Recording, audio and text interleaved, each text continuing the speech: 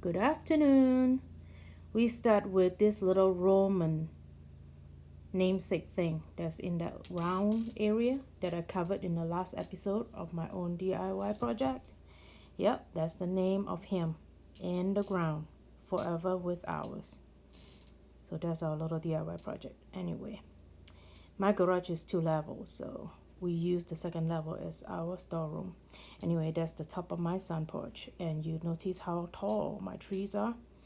Most of them are all around 75 to over 100-foot tall trees, and this basically tells you how tall my trees are, all the way up to the sky. That's the way I feel anyway. And my husband basically made this garden path for me. There's one in the front, the main path, and there's a side path.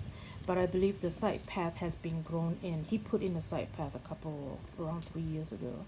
So he has a tractor with a bucket, so it's easy for him to put in a little hiking path for me. So that I can hike and Roman can hike and stuff. Anyway, that's one of our broken off, what's that called? The path lights, solar path lights that we have extra. We have different ones in the front.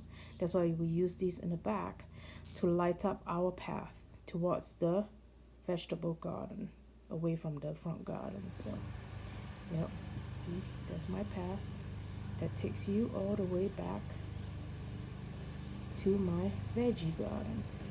This year I'm not too much into it. It's been raining too much, so my husband put in the vegetable for me. So, anyways, I've been a bit lazy, But anyway, the farmers in the area also say that they have been starting their plants a bit late this year.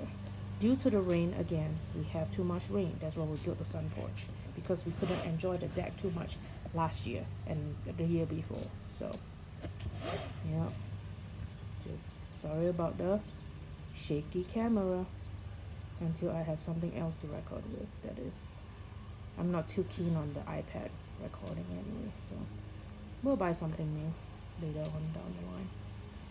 Anyway, this is the garden that my husband tilled up, and we're looking at a bunch of vegetable plants. These are artichokes, couple of artichokes, just two, trying it out because I do not know how they're gonna work. So maybe they'll take it fine, maybe not, but I don't know. Anyway, behind there's some established horseradish plants.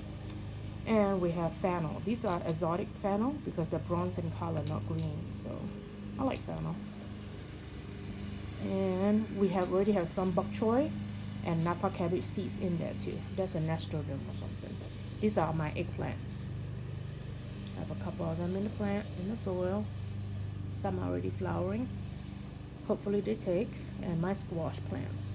Squash plants takes a lot of space, and we have wild ones growing along the fence too, so it's already naturalized. We don't have to actually plant more, but my husband wants. So anyway, these are my tomato plants. 4 of them are in. There's actually a few more on the bench.